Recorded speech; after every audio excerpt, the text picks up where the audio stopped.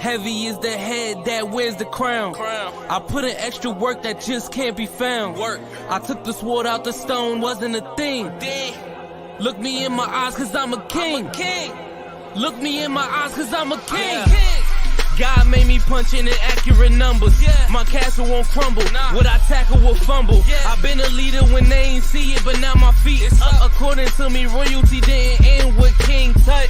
Crown on my head, clouds is at my legs. Big says sky is the limit. I look down on the ledge. I push the bar like I'm opening a cell. Hands in my cookie jar, you won't come out with a single nail. I need all of mine. The weight of my shoulders won't fit on a scale. What's a king to a giant? Well, Goliath fell. Even if we playin' chess, dog, this king can't be checked. I make all my moves on the board, I invented my steps. I'm a king, the blood of a ruler. I feel like Mansa Musa. Make your squad disappear like landing by the Bermuda. Triangle, look at it from my angle. I'm a king, the closest thing to being one of God's angels. I'm a king. Heavy is the head that wears the crown. I put in extra work that just can't be found. I took the sword out the stone, wasn't a thing.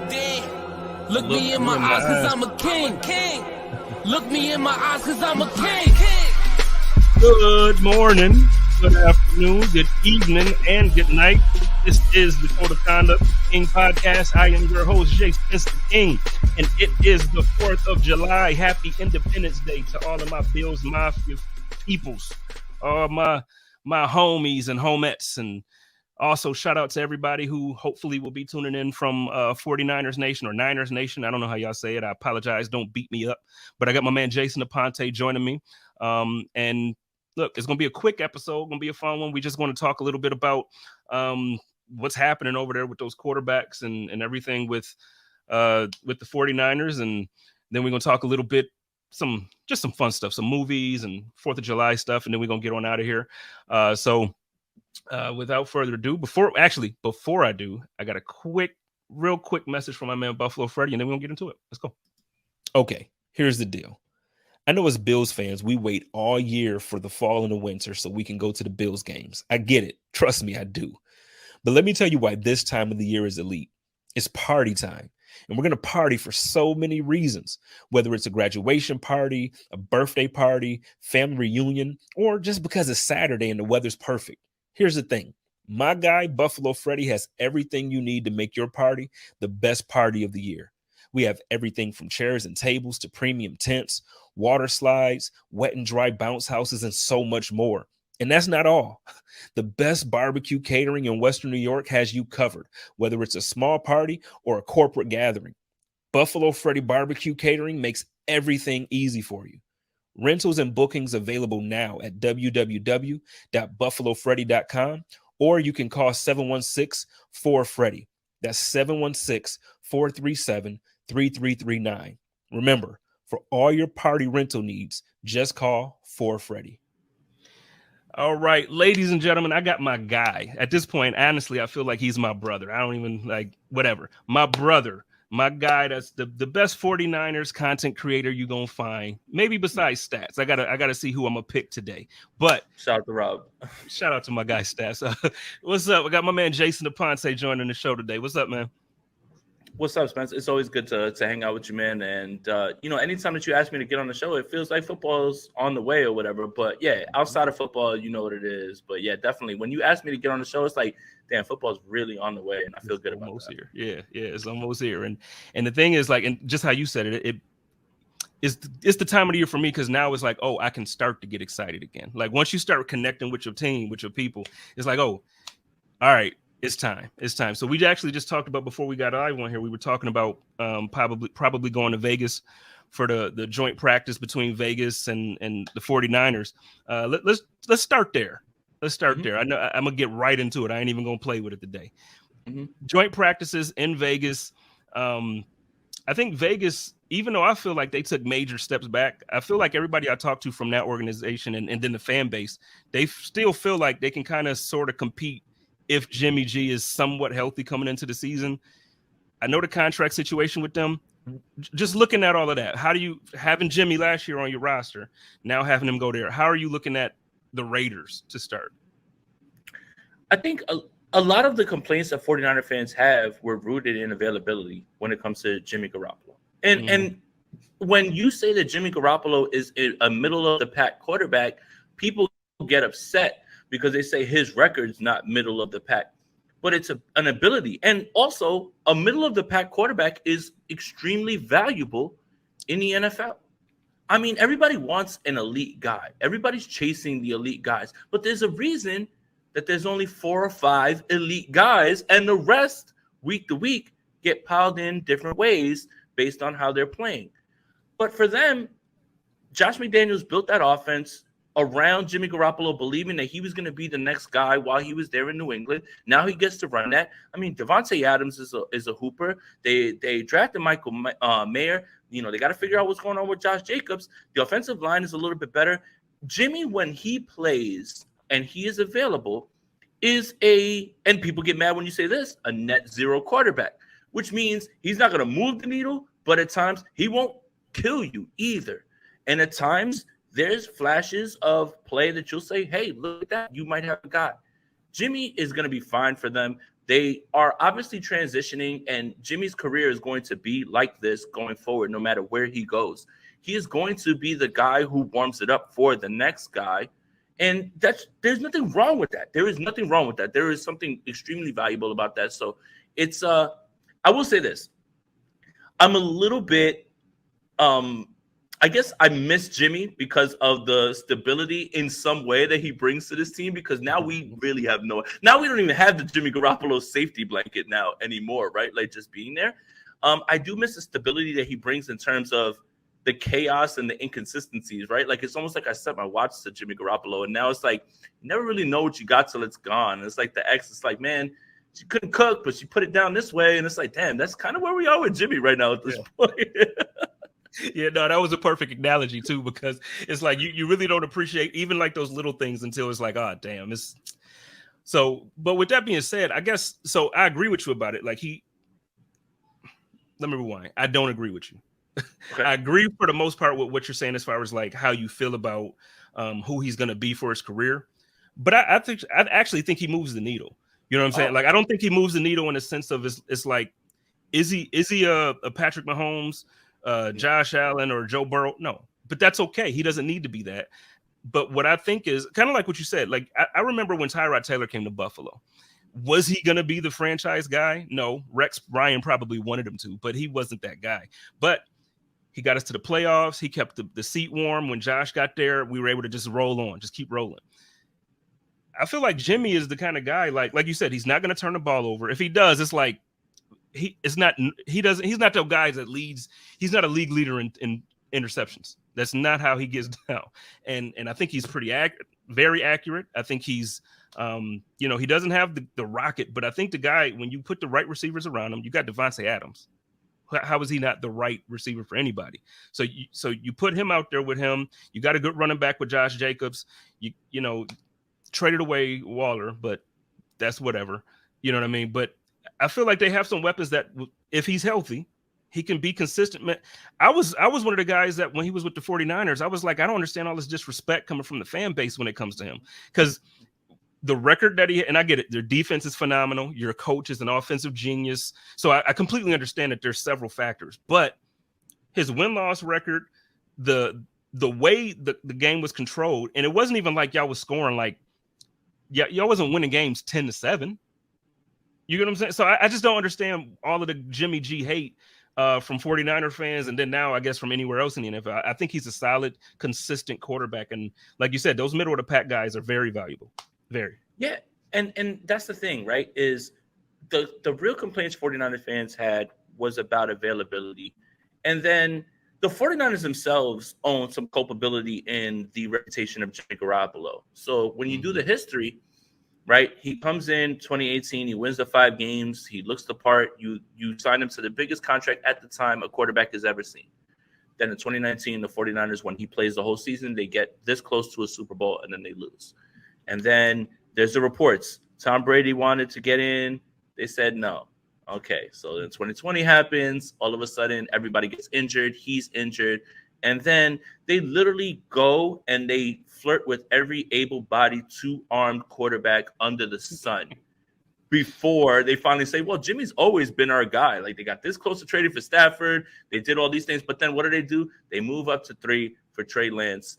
They kind of undermined any sort of Jimmy Garoppolo confidence. I don't care what they say. Your actions speak way louder than that. Why did you want Andy Dalton? Why did you talk about, trading for Matthew Stafford before Sean McVay said, no, I can't let this happen? Like, you did all these things, and then you look everybody in the face and say, Jimmy's been our guy. We love him. No, you don't. No, you don't. So that's a lot of what the fans are going off of more than anything, too. So his career is weird because of the injuries and because of the way the 49ers have handled him. The injuries are obviously concerning. He seems like one of those guys that, whether it's a small injury or whatever, like it lingers and he's never back in time, or he's never back on the field as much as people will want. But I mean, I don't know. I still look at it like quarterbacks on every team gets injured. Joe Burrow was out with a leg injury, with his knee injury. Josh got elbow. Like, you can go down the list of every quarterback. Patrick Mahomes lost the Super Bowl partially because he wasn't mobile enough to get away from the Buccaneers defensive line. And he just wasn't able to be the guy that we're used to seeing him be. So, and that was the same year that he beat you guys to get there. So I don't know. I feel like when we had these conversations, not you and me, but like when a lot of people have conversations about quarterbacks, it's like they value things that they ignore for other teams because the other teams have successes in ways that yours don't. And that's how I feel about the Bills too. I feel, because even like, obviously everybody wants to win a Super Bowl every single year, like every year. It doesn't, that's why you're playing. But there's only one team to win every year. So let me ask this. So if you guys go 14-3, you have a great year, you win your division, you run through the playoffs, make it to the Super Bowl and lose, is that a failed season? Oh, man, I don't know if you want me to turn to Giannis when it comes to this. I'll tell you this. If this was a team that had Kyle Shanahan and they were doing this in the first year, I don't think that they would see it as a failure. I do think no matter what this team says, and with the way that they've handled Trey Lance, this is an absolutely win now, right away, all in season. And anything less than and I'm sorry to cut you off, but I mean, and I'm saying this with all due respect to Brock. Yeah, like I love the dude that he is. I've seen enough. Like, the guy is the guy. I get it, but we're still talking about an undrafted, or I'm sorry, not undrafted. We're talking about the last drafted, and we're talking about a guy that we saw some things. But is that Kyle Shanahan or is that Brock? You know what I mean? So that's the point, Jay. That is really the point right there, man. More than anything is, for all of the amazing things Kyle Shanahan and John Lynch have done, for all of the roster that they've built that people agree top to bottom is hard to beat, even with the misses with Javon Kinlaw and certain people, you still have not gotten the quarterback position correct. And whether that is due to your own doing in terms of your scouting, whether that's due to the fact that in not investing in the quarterback allows you to pay Nick Bosa, Eric Armstead, Javon Hargrave, Charvarius Ward, Deebo Samuel, all these guys, right? The 49ers are trying to win a Super Bowl in an unconventional way. And they're also up against it this year because Brock Purdy, after 8 games, there still should be some hesitance to what he will be. Nothing about the past should tell you the future. It should be your historical data and the way that you look at this is what we think can go forward. But there's no certainties at all. That's why Trey Lance is still on this team. But then that opens up a whole other can of worms in terms of they have kind of the Jimmy Garoppolo thing. A lot of people look at it like they moved too quickly into the house, right? The girlfriend cooks. She's good. The dates are great. Let's move in. And then you get there and you're like, wait a minute, I didn't realize that she misses the hamper when she throws her clothes into the bathroom. I didn't realize that sometimes the dishes will pile up here and there. Wait, I should have thought this out a little bit more. So the thing is, it's like the 49ers are in this weird spot. They have this win now team, this team that went to the NFC Championship last year. Nobody would be shocked if that was the record, again, that you laid out, 14-3. But if they don't win, you can't just sit there and say, well, Brock is only a second-year guy. The success is fleeting in the NFL. And guys get injured, and you can't pay everybody, right? Like, there's going to be substantial guys that walk, right? Like, just based on the market. The 49er fans hated Mike McGlinchey. Mike McGlinchey got a bag. with Denver. Just because you don't like him doesn't mean other teams won't like him. And that's the thing. So this is what makes this year so strange, as usual with the 49ers, is you can look at what Brock did and say, man, we're optimistic. But if you say that with a certainty and then that doesn't pan out all of a sudden, now you're back to square one because now Trey Lance has a fifth-year option. Now you don't know what you have in Brock. And guys are just not going to be out there for you to pick up because of the way your roster's built. They're walking the fine line here, man, this year. It's just weird, man. It's always weird over here with 49ers on the quarterback. And I tell you what, on top of it, I don't know if Sam Darnold is like the insurance policy that that I don't, because I mean, and I get it, it's coach speak, but a lot of times when I watch these interviews or these pressers, it's like they're talking about Sam Darnold like they were like the Jets were talking about him coming out the draft, like, oh man, he's solid, he's a good leader. This guy is, and they're talking about him just, and it's just like, okay, y'all don't really expect us to believe that Sam Darnold has a shot at winning the job. But I don't know. What's your feelings on Sam Darnold, man? I will tell you this. All right. So, the 49ers have done a good job of building a reputation of not leaking. But former players leak pretty well. And I spoke to a former player. And this is the little nugget that I'll drop off. He said that they played 3 teams in 2020 that Kyle Shanahan would not literally stop praising these 3 players on the opposing teams, which he doesn't even give praise to his own players. One was the Super Bowl in 2020. Obviously, Kansas City Chiefs was Charvarius Ward. Okay. They played the Eagles, and he would not stop praising Javon Hargrave. Makes sense. They played the New York Jets, and this man would not shut up about Sam Darnold. Let's do the history real quick. Kyle Shanahan offered a first-round pick to the New York Jets for Sam Darnold before he was traded to the Carolina Panthers. You know what the New York Jets told the San Francisco 49ers? No, thank you. Thank you, New York Jets. Appreciate you because you saved the 49ers from themselves. So does Sam Darnold have a chance to start? I don't think so. They love Brock. But everything that you hear about Kyle Shanahan saying about Sam Darnold, the one thing that loops all 3 of those players in also to let you know that it's real, this is how I kind of pieced it together with my X-Files stuff from what the former player told me in this. All 3 were signed on the first available day of free agency. They literally went and targeted them. Kyle Shanahan loves Sam Darnold. He loves him. And that is not coach speak when he praises him at all. None. I'm confused. That's me. Does he know what he's doing at the quarterback position? Again, this is the question. This is always going to be the question. But he absolutely loves Sam Darnold. Absolutely. He's such an offensive genius. You would think that, the praise, I don't know. It's just it's like, to me, it's like talking to Jay-Z and it's like, yo, Hov, what's the hottest album out right now? And he comes and says, Afro Man just dropped the hottest hip hop album of 2023. It's like, Hov, what are you doing? That's what it sounds like to me when Shanahan praises Darnold. You know what I mean? But I don't know. What you'll do is, because Hov said it, you're going to go and sit and listen to the album. When you listen to it, you're like, wait a minute. It's the same thing I did with Darnold. Because I was like, all right, man, the year before, I even floated the idea okay, reclamation project. Because some of those amazing throws are on tape. Let's keep it a buck, right? It's on there. But the head-scratching throws far outweigh that. And at this point, it's like you're still banking on a guy tapping into this potential later on. There's only Alex Smith and Geno Smith that have really been able to just be downright terrible for almost their entire career and turn it around. You're betting that Sam Darnold's going to be the guy. So it's this is more about a Kyle Shanahan love affair. And when he gets fixated on a guy, he will draft him. Look no further than him drafting Jalen Hurd over Terry McLaurin. Look no further than that right there. God, that one hurts. You know what? It's okay, I'm not hurt. You just mentioned Geno. The thing is, though, the jury is still out on. Yeah, he was awesome last year. He was awesome, but that's one season. You know what I mean? So I don't know. I would like to see him repeat. He's one of my quarterbacks in one of my dynasty leagues. So yeah, Geno, do that again. I need you to do that again.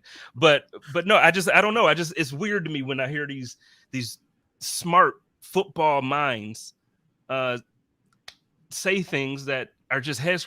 And I guess every team kind of goes through it, because even with the build, okay, now we got Josh, so it's easy to have this conversation. But we missed the playoffs for 17 years, and that's more than likely because we didn't have a quarterback. We've always had good defenses, good running backs, decent receivers.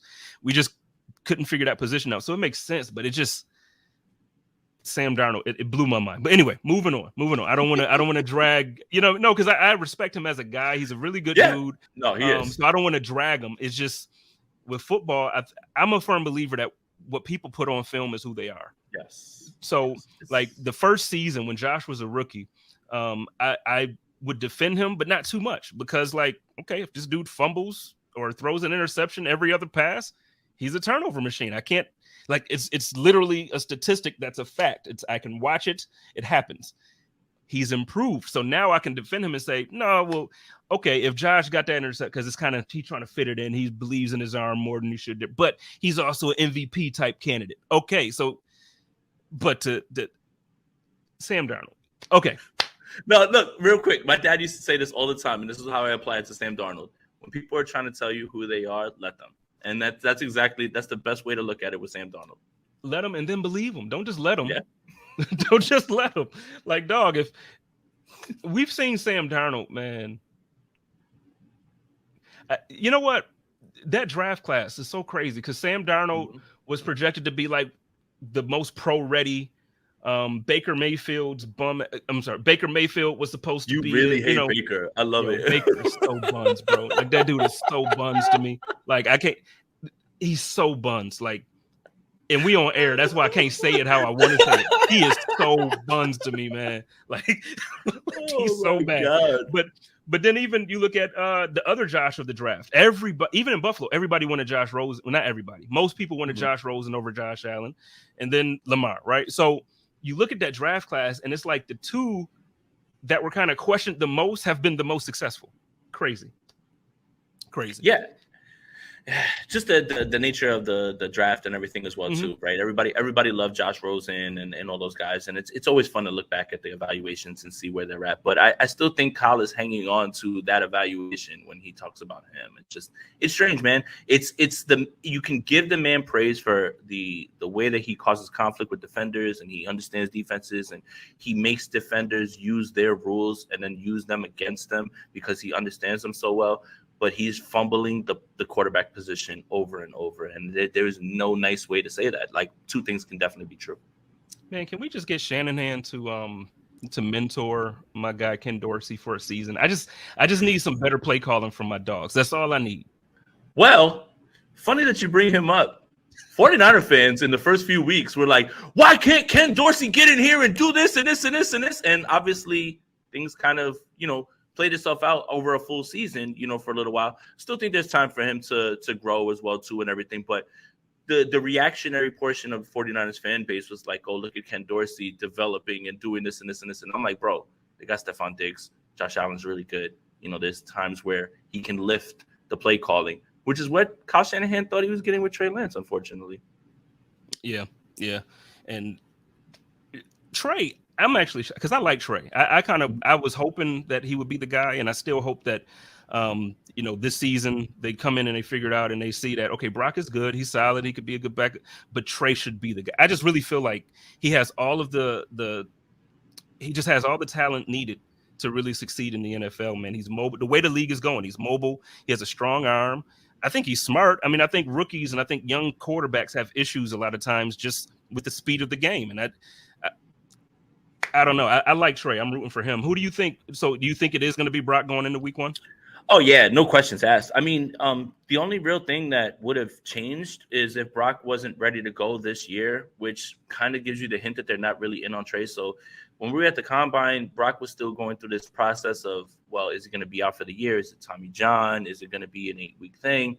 And the 49ers sniffed around their good old buddy Kirk Cousins, as always, because they would rather start Kirk Cousins than put it in the hands of Trey Lance. So that should be the way that you look at it in the beginning. I mean, they can say whatever they want about loving Trey, being behind him, he's better than he was. Well, then you wouldn't have brought Jimmy Garoppolo back for $2 million last year. And if you really thought that you had what you had with Brock Purdy, you wouldn't have stashed him on the practice squad. You would have just been like, oh, we can just roll with Trey and Brock. It's a lot of talking out of the sides of both sides of their mouth in terms of the way they've handled things, because I read it all. I see it all. I watch the games. You guys are lying, like through your teeth, man. So it's just with Trey, unfortunately, it's just not going to happen here. Unless there's an injury to Brock Purdy or Brock Purdy completely falls flat on his face and just, is not good at all, which I don't think is possible. I don't think he's going to be like terrible, but I do think that there is a bit of turnover regression that's about to happen because he got away with a lot of picks like that were and that's stuff that while people don't want to talk about, they end up being an incomplete pass. Man, those defenders are going to turn that over and you start to get a little film and can you adjust back? So that's all there for Brock Purdy, but it's really going to come down to whether either he's injured and Trey Lance gets a shot. Trey Lance has to come in here and blow the doors off this thing because they do have to pick up his 5th-year option, which at the number 3 pick in quarterback is huge, and it's a big number. So I love Trey. I think that you hit the nail on the head. Very smart young man, does all the right things. I don't think there's anything wrong with his talent, anything like that. But in terms of timeline for Trey Lance and the 49ers, they didn't line up because he needs to go through the bumps and bruises. He needs to throw the head-scratching interceptions. He needs to feel the speed of the game. And it's been like 3 straight years and he hasn't played football almost at all. And we don't know. And that's the worst part. I'd rather know that he's bad than just say we don't know. And that's the worst part about this whole thing. All right. Well, I appreciate your update on the 49ers from me. That's my NFC team. I know I moved to Phoenix and I tried to be like a somewhat of a Cardinals fan. They just aren't good enough for me to even – they just not, man. They not. So – I'm rooting for the 49ers. Hopefully we meet up this year, like we always say at the beginning of the season. Bourbon Bowl in New Orleans. Yeah, don't let us meet up in New Orleans for the Super Bowl. I don't think we're not making it back. Yo, I'm gonna tell y'all what. Y'all thought Vegas was wild. I mean, in Vegas, don't let me go to New Orleans for the Super Bowl. Is all I'm saying. Exactly. 100%. Even if I got a media credential, don't let the Super Bowl be in New Orleans and have the 49ers in it. It's not gonna be good for anybody.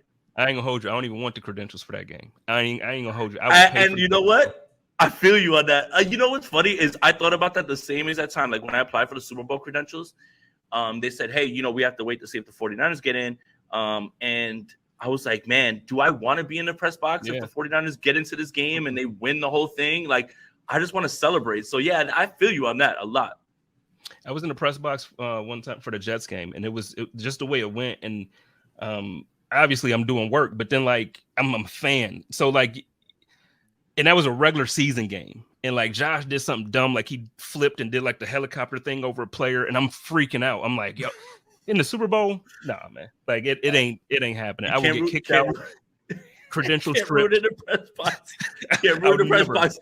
Everybody's got to sit there like just like this, like the whole time. Like you can't say anything, you can't do anything. Yeah, I agree with you 100%. So yeah, I don't even want if the Bills make it. I promise you, I will not have credentials. I'm not even applying. I don't want them. Y'all can give them to me, Buffalo. If y'all give them to me, then I'll maybe post game when we win. I'll try to go, but during the game, I don't want them. I respect it. I respect it.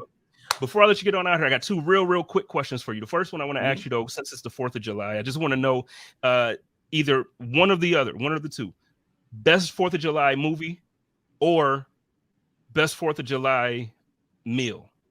Because I feel like it's different for different areas and cultures and stuff. So either best 4th of July movie you watch every year or whatever, or your favorite meal on the 4th. Let's do 4th of July movie because I'm a big movie guy. I mean, I'm skinny, but I still eat meals and everything. Obviously, Glizzy's is on the menu. We're good. Anything grilled, anything that's on there, we're good. I'm pretty easy when it comes to that. 4th of July movie, I didn't really think of that. And obviously, the first one that comes to your mind is Independence Day, right? But no, for me, I want to have about Rocky. Oh, okay. Oh, right. The fight was on July 4th. Wow. Okay, good. Okay. Here's what I want to talk to you about with Independence Day. When I was a kid and Independence Day came out, that movie blew my mind. I never had seen anything on the screen in that way. Then you add in Will Smith, who's like literally the man at the time. Jeff Goldblum's great. You have Bill Pullman's speech. I ain't going to hold you. I watched Independence Day not too long ago. That movie does not hold up very well. It is not aged well at all. It's on Stars right now, I think, right? I think it was on Stars. Yeah, I think so. Yeah. And this movie has not held up but I think it's more about the I guess it's the nostalgia of the movie for me more than me outright. Rocky's a great movie any decade, any year, any day. that's completely different. Like you picked a timeless movie. Like Sylvester Stallone won an Oscar for Rocky. Like stop playing with that movie. It's not my favorite, but I think about it the most because I feel like every year it don't matter. Every year there's the marathon. You're gonna see all the Rocky movies when you turn it on. I forget the channel, but like every year, I think it's USA. Every year you're gonna see Rocky. Makes sense. From the first one to the last one, and so like that's why I think about it. But no, Independence Day, man. You know what? And I'm gonna ask you this about that because Will Smith, you're right. Like that movie didn't quite hold up, and I look at other movies too. Have we given him too much credit as like a top actor? Yes. I'm just saying. Yes. I didn't want to say it, but I'm asking it so you can say it. Yes, in the blockbuster era of that time, in which sorry, didn't mean to curse. Will Smith's in a movie. Will Smith's in a movie. We're going to see this movie because Will Smith's in the movie, and then like going back and looking at some of them, like Men in Black has actually held up pretty well. Like I really don't have too much of an issue. Wild Wild West was his first real bomb. At that time, when you think about it, even though it made a ton of money, it just didn't make Will Smith money. You watch Bad Boys 2, there's funny parts in it. Bad Boys 1 I think that has a lot to do with Michael Bay, but I do think he does get a little bit more credit for that blockbuster era of just like Will Smith's in a movie, we're going to see it. And I mean, everybody's had that era. Like Jim Carrey had that era, but he wasn't doing blockbusters. It was just like whatever Jim Carrey's in, we're going to see. The Mask hasn't held up that well. I'll say the movie that I think really it hasn't. No, come on. What? I'll say the movie because I was gonna stop you when you said Bad Boys 2, but I just let it lie. I just let it ride. Then you doubled down on a whole different thing, and now you come on, bro. I can't. Well, all right. My unpopular opinion about Jim Carrey is I think that the movie that ages the best. My favorite Jim Carrey movie is Dumb and Dumber, but the Jim Carrey movie that I feel like has aged the best and still is funny to this day is Liar Liar. Absolutely. And that's the one that kind of didn't really make as many waves as Ace Ventura, The Mask, all those other movies. Mm-hmm. But like I could watch Liar Liar right now, especially because like I'm a parent, like, and he has the kid and everything. Like it makes more like that movie for me stands out of all of them. I don't hate The Mask. I just when you watch it and you watch some of the graphics and you realize it, and then I guess the other part that bothers me about The Mask is like the comic that they took it from is like really adult. Actually, like it's not even like for kids at all. Like like very adult, like not even for kids at all. But either way, like again, everybody's had their era. But with Will Smith, I do think that it has nothing to do with recent events. I think we're just talking purely a movie standpoint. And when you go back and watch movies, sometimes you look at them and you're just like, I don't know if this one held up that well.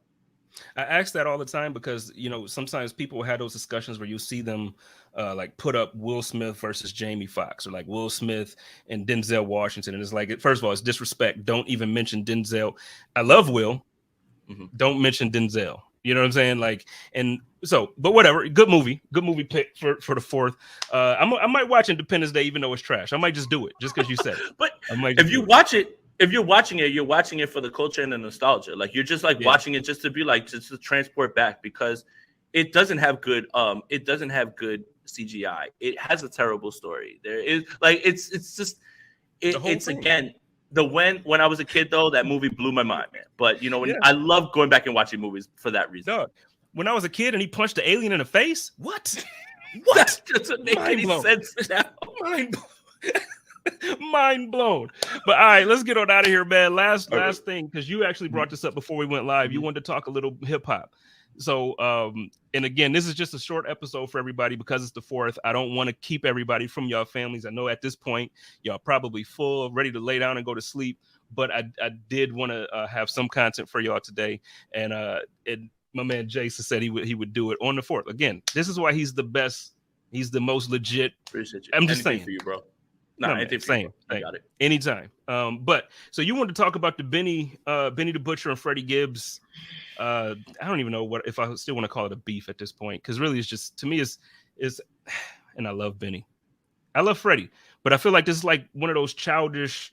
And when I say feminine, I don't mean disrespect to women when I say this, but it's like it's like a catty thing that you would expect out of like a Real Housewives show, not two of the best rappers in the game right now.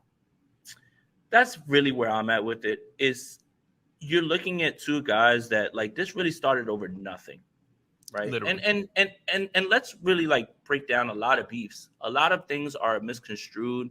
Things are said. This was really about nothing. It was literally about nothing. The problem is that I feel that I have to lay the blame with Freddie, because you set this off with a bunch of tweets and everything, and you set this off in the way that you do, which you're starting to be known more for your antics outside of music, and your music is so good that you don't need to be known for anything but that. And then you start to do things that are dumb.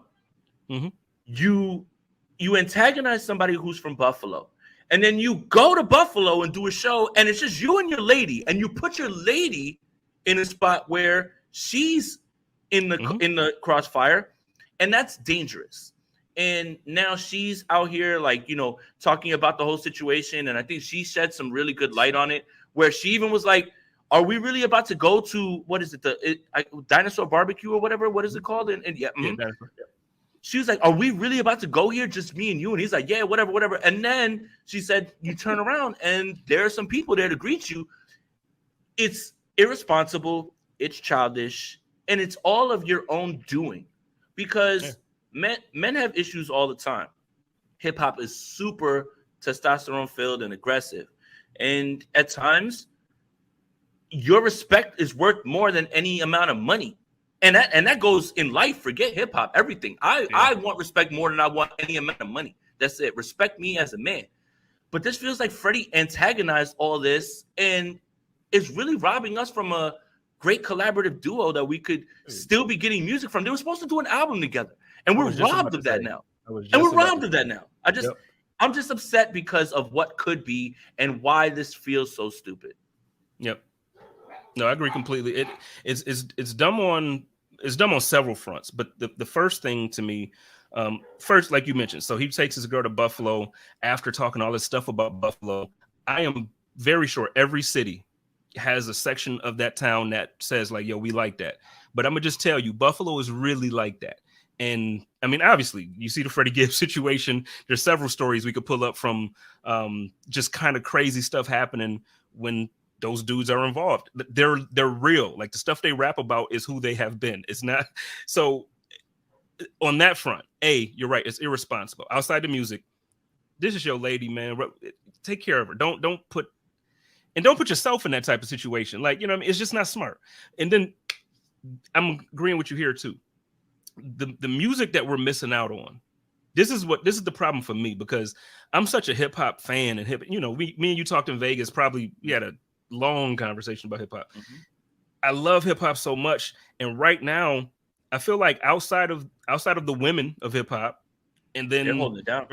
They holding it down, and then like there's some sprinkled talent here and there that's coming up for the guys, these young guys that's coming up. But for the most part, it's not like it used to be, man. I remember as a kid, like in '98, I remember, man, that year, the amount of classic albums that I didn't realize was classic, but the amount of albums I bought as a 12-year-old in '98. Like, Jay-Z dropped Volume 2 with Hard Knock Life. I can probably DMX. Let me think. Nas dropped. DMX dropped twice, I think, that year. He had two albums. Yeah, DMX dropped twice that year. Dog, I'm just saying, we could go down a list of like every year, and it's just like, now I think I read something last week that said there hasn't even been a song hasn't charted at number one for hip hop this year. No hip hop album has been number one. And Gunna was the closest, which is insane when you really think about his situation or whatever. And I mean, it's gonna take a Drake or a Kendrick or a Cole to put something out, I think, at this point. And it's just, it should be about the music. It's got to be about the music, man. That's it more than anything. But yeah, man, it's just disappointing. You know, again, like, I'm not even faulting Benny here in this. I'm not, because I think he's responding. You do? Okay. I do. And I love Benny. Benny is my dude. So like, Benny, if you hear this, my bad. Like, but not really my bad. I'm gonna just be honest about it. I think there's a certain way that men should handle those type of things. And I miss the day and age where rappers, actors, singers, basketball players, football players, Stephon Diggs, didn't tweet and didn't go live and didn't put all their feelings on social media. I love Diggs. Stop, dog. Like, you know what happens every time you tweet a lyric. The whole world goes crazy, and then I got to sit here and defend you and say that, no, Steph is really happy with the team. It's just a situation. I got to go through the whole speech every time. Just stop. Just stop. And so, like, when I'm talking about this, it's like, okay, you're right. Freddie Gibbs popped it out of nowhere. Then he call that man. Or if you're done with him, don't call that man, but just drop it. Like, stop what he's on another podcast a couple weeks ago talking about it, and he's talking about it. Like, keep it to music. I miss the day when again, I always talk about Jay-Z because that's my guy, but you know, the Jay-Z situation. Nas don't want it with Hove. No, say his name on a record. Stop tweeting. Stop tweeting. So I blame them both. I blame them both. I want an album. Give me a joint album. I would love that. Maybe they're doing all this just to reconcile and do that and hook everybody up. But you know, like numbers. Anytime they've collaborated on either's album, you know, Benny's on Alfredo and he's on Betty's album. It's just like, man, you can feel the connection, and that's the beauty of hip hop. A guy from Gary, Indiana, and a guy from Buffalo can sound like they've been friends for however long and have this incredible chemistry just because they're both amazing artists. So yeah, we're just missing out on the music more than anything. That's what makes me more sad. Just sucks. Who's your favorite out right now? And then we can get out of here. Right now, Kendrick. Kendrick's last album for me was not the easiest to listen to. And I have an issue with double albums most of the time, just because the standard was set so high with Life After Death. And even Drake talked about it when he dropped Scorpion, was like, I was just like super focused on this idea of making a double album with every song being hot. Well, newsflash, that's why Biggie was that guy. And that's why nobody else really does it. So look, there's some songs on the Kendrick album that I really love. This one was the hardest for me to connect with, but I still love my guy. And I think that now that he's out of TDE, you see him making a song with Baby King that's a little bit more upbeat and normal, right? Like I love the lyrical shit, but like, can we get some fun regular records too, Kendrick? Because you can do both. You can do both. So yeah, Kendrick's my guy. I got you. I'm with right now. My guy is J. Cole. Yeah. My guy is J. Cole. We talked about that. Yeah. I think the conversation, and then this could be another day. We could have it. I was supposed to do 20 minutes, bro. It's 40. I'm sorry. Let me let you go. Cool. You're good. But one of these days, I really want to have a conversation. It ain't got to be sports at all. Just do music and talk about. I think it's time, and I mean this. I think it's time for us as hip hop fans to be honest with ourselves and say, like, yo, there's some guys that got pushed out the top 10, and there's some guys that made their way into it. And I think J. Cole, I think Kendrick are two of them. I do. I think Drake is one of them as well. And I'm a little, Drake is doing some stuff right now that got me kind of like, chill, pause. Like, you need to pause. But when he spits, that guy, he got the bars. No, and that's the thing too, is a lot of people don't like hearing that somebody from your era is getting pushed out by one of these newer guys. But J. Cole gets on anybody's record. Like, he smoked that Dirk record. And anytime he's on your record, even like the joint with Bia, the London record, when he's on your record, he is smoking on your record. Like, and Drake is a guy that now we need to stop talking about as like, oh, well, who's out of these three? Drake absolutely is in the top 10, and I don't know who needs to hear this. You just got to take the blinders off. You can literally say, I don't mess with all of his music, but you have to be able to recognize the impact and the amount of music and the discography this man is compiling, because he's putting out albums with 21 Savage that are fire. He can go back in his bag and do Honestly Nevermind, which I'm not even that big on that album, but there's joints on there. He can do whatever he wants. Drake is absolutely in the top 10, and we need to start talking about these other guys in there too. Bro, what other rapper, not even rapper, what other artist do you know has music literally for everyone? Like, it don't matter the venue, it don't matter the culture, it don't matter the type of party. Drake got a record that he can drop that'll make that entire room go nuts. Yeah. And that's important. Everybody is so hyper focused on whatever it is that they love about hip hop. I want bars. Okay, so you're about to listen to a guy lyrically put it down for 3 minutes over a beat that is hard to listen to, but you're there listening to the music.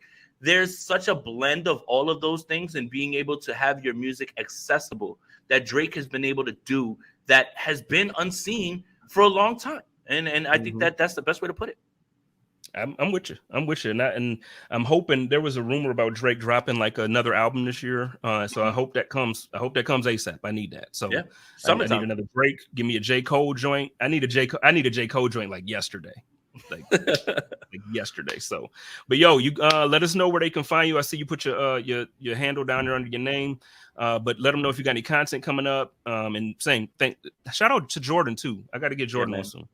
Hell yeah. Thank you again, man. You know, you got me anytime. But Niners Nation, I write on there every single day, Monday through Friday. And, you know, you can follow me on YouTube, Jason Aponte. And as training camp is going on, you'll get daily training camp reports and the joint practices. And we're getting closer to the season. So the content goes the entire week. And, man, we're working on here. Shout out to Jordan and KP and everybody at SB Nation, too. We SB Nation boys. Hey, we out here, squad. Let's get it. So look, y'all know how we do it over here with Buffalo Rumblings, man. Y'all love each other, take care of each other, and live in peace. As always, stay positive, test negative. Go Bills. Let's get it. Code of conduct.